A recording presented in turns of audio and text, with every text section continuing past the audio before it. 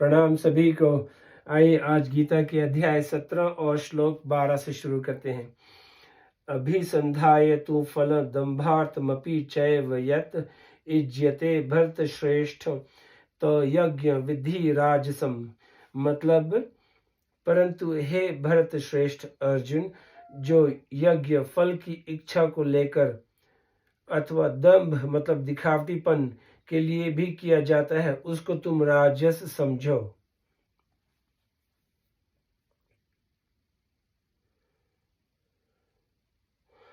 व्याख्या। अभिसंधाय तु फलम।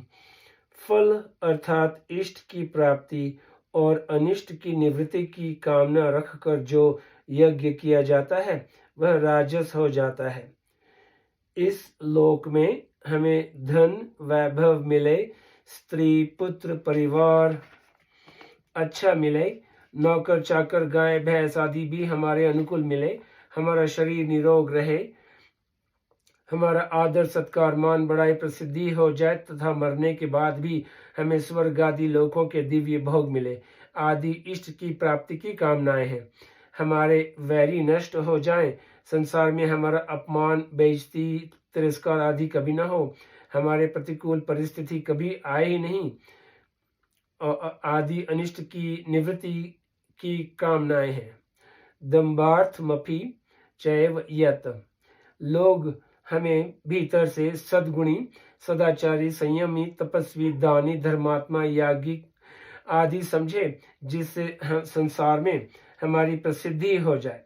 ऐसे दिखावटीपने को लेकर जो यज्ञ किया जाता है वह राजस कहलाता है। इस प्रकार के दिखावटीपन यज्ञ करने वालों में यक्षे दास्यामी और यजन्ते नाम यज्ञस्ते आदि सभी बातें विशेषता से आ जाती हैं। इज्जते भरत श्रेष्ठ ते तो यज्ञ विधि राजसम। इस प्रकार फल की कामना और दंभ मतलब दिखावटीपन को लेकर जो यज्ञ किया जाता है वह राजस हो जाता है। जो यज्ञ कामना पूर्ति के लिए किया जाता है उसमें शास्त्र विधि की मुख्यता रहती है, कारण कि यज्ञ की विधि और क्रिया में यदि किसी प्रकार की कमी रहेगी तो उससे प्राप्त होने वाले फल में भी कमी आ जाएगी। इसी प्रकार यदि यज्ञ की विधि और क्रिया में विपरीत बात आ जाएगी तो उसका फल भी विपरीत हो जाएगा, अर्थात वह यज्ञ सिद्धि न देकर उल्टे यज्ञ कर्ता के लिए घातक हो जाएगा। परंतु जो यज्ञ केवल दिखावटीपन के लिए किया जाता है उसमें शास्त्र विधि की परवाह नहीं होती। यह विधि क्रिया देने का तात्पर्य है कि हे अर्जुन, सांसारिक राग मतलब कामना ही जन्म मरण का कारण है, अतः इस विषय में तेरे को विशेष सावधान रहना है। अब श्लोक 13। विधिहीन सृष्टान्न मंत्रहीन मद दक्षिणम श्रद्धा विरहित यज्ञ तामस परिचक्षते। शास्त्र विधि से हीन, अन्न दान से रहित, बिना मंत्रों के, बिना दक्षिणा के और बिना श्रद्धा की किए जाने वाले यज्ञ को तामस यज्ञ कहते हैं। व्याख्या। विधिहीनम, अलग अलग यज्ञों की अलग अलग विधियां होती हैं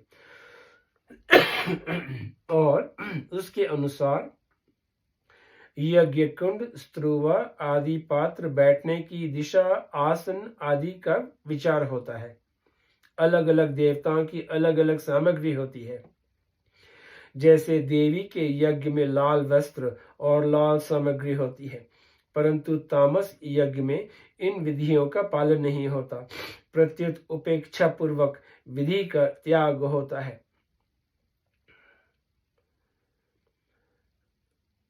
असृष्टान्नम, तामस मनुष्य जो द्रव्य यज्ञ करते हैं उसमें ब्राह्मण आदि को अन्न दान नहीं किया जाता। तामस मनुष्य का यह भाव रहता है कि मुफ्त में रोटी मिलने से वे आलसी हो जाएंगे, काम धंधा नहीं करेंगे।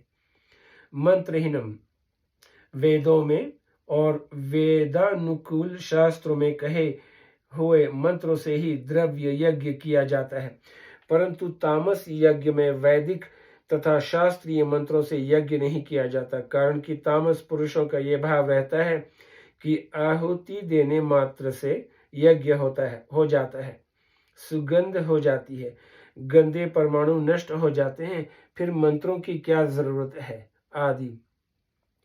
अदक्षिणम, तामस यज्ञ में दान नहीं किया जाता, कारण कि तामस पुरुषों का यह भाव रहता है कि हमने यज्ञ में आहुति दे दी और ब्राह्मणों को अच्छी तरह से भोजन करा दिया, अब उनको दक्षिणा देने की क्या जरूरत रही। यदि हम उनको दक्षिणा देंगे तो वे आलसी प्रमादी हो जाएंगे और पुरुषार्थहीन हो जाएंगे, जिससे दुनिया में बेकारी फैलेगी। दूसरी बात, जिन ब्राह्मणों को दक्षिणा मिलती है वे कुछ कमाते ही नहीं, इसीलिए वे पृथ्वी पर भार रूप रहते हैं इत्यादि। वे तामस मनुष्य ये नहीं सोचते कि ब्राह्मणादि को अन्न दान दक्षिणा आदि न देने से वे तो प्रमादी बने चाहे न बने, पर शास्त्र विधि का अपने कर्तव्य कर्म का त्याग करने से हम तो प्रमादी बन ही गए। श्रद्धा विरहित यज्ञ तामस परिचचथे, अग्नि में आहुति देने के विषय में तामस मनुष्यों का यह भाव रहता है कि अन्न घी जौ चावल नारियल छुआरा आदि तो मनुष्य के निर्वाह के काम की चीजें हैं, ऐसे चीजों को अग्नि में फूंक देना कितनी मूर्खता है। जब खेत में हल चलाने वाला अनाज के बढ़िया बढ़िया बीजों को मिट्टी में मिला देता है तो खेती होने पर उन बीजों से कई गुना अधिक अनाज पैदा हो जाता है।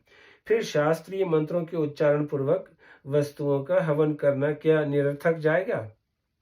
मिट्टी में मिलाया हुआ बीज तो आधि भौतिक है क्योंकि पृथ्वी जड़ है, पर शास्त्र विधि सहित अग्नि में दी हुई आहुति आदि दैविक है, क्योंकि देवता चेतन हैं। अतः उन देवताओं के लिए दी हुई आहुति वर्षा के रूप में बहुत बड़ा काम करती है।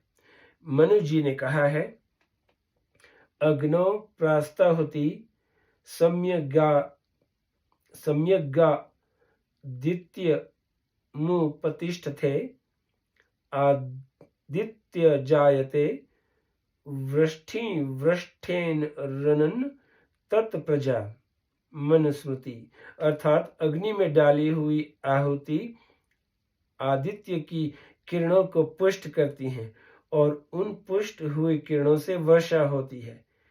इस बात को भौतिक वैज्ञानिक भी मानने लगे हैं। मात्र जीव अन्न से पैदा होता है और अन्न जल से पैदा होता है। अन्न दभवंती भूतानि पर्जया दन संभव, गीता। अतः सृष्टि में जल ही प्रधान है, जल बरसने में यज्ञ ही खास हेतु है। यज्ञाद भवति प्रजन्य, अपनी प्रसिद्धि मान बढ़ाई के लिए वे यज्ञ करते भी हैं तो बिना शास्त्र विधि के, बिना अन्नदान के, बिना मंत्रों के और बिना दक्षिणा के करते हैं। उनकी शास्त्रों पर, शास्त्रोक्त मंत्रों पर और उनमें बताई हुई विधियों पर तथा शास्त्रोक्त विधि पूर्वक की गई यज्ञ की क्रिया पर और उसके पारलौकिक फल पर भी श्रद्धा विश्वास नहीं होता, कारण कि उनमें मूढ़ता होती है। उनमें अपनी तो अक्ल होती नहीं और दूसरा कोई समझा दे तो उसे मानते नहीं। इस तामस यज्ञ में यह शास्त्र विधि मृत्युसृज्य वर्तते कामकारत, गीता, और अश्रद्धया हंत दंत तपस्तप्त कृत च यत, गीता, ये दोनों भाव होते हैं। अतः वे इहलोक और परलोक का जो फल चाहते हैं वह उनको नहीं मिलता। न स सिद्धिम वा प्रोति न सुख न परागतिम न च तत्प्रत्य नो इहि। तात्पर्य है कि उनको उपेक्षा पूर्वक किए गए शुभ कर्मों का इच्छित फल तो नहीं मिलेगा, पर अशुभ कर्मों का फल मतलब अधोगति तो मिलेगा ही। अधो गच्छन्ति तामसा, कारण कि अशुभ फल में अश्रद्धा ही हेतु है और वे अश्रद्धा पूर्वक ही शास्त्र विरुद्ध आचरण करते हैं, अतः इसका दंड तो उनको मिलेगा ही।